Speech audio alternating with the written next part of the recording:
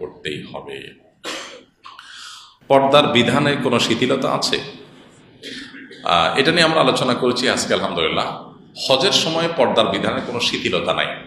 আমাদের অনেক মা বোনরা হজ করতে যান কিন্তু পর্দা করেন না। অনেক পুরুষরা আছেন হজ করতে যান, চোখের পর্দা করেন না। তাদের হজ নষ্ট হয়, হজের থেকে সওয়াবের চাইতে গুনাহ তাদের বেশি হবে। এই জন্য মা বোনরা যারা হজ করতে যাবেন তারা আগে ভাগে পর্দা পশিদা করার প্ল্যান করে যাবেন। আপনার পর্দাহীনতা অনেক পুরুষের আমল নষ্ট করবে, তাদের হজকে নষ্ট করবে, জন্য আপনি দায়ী থাকবেন।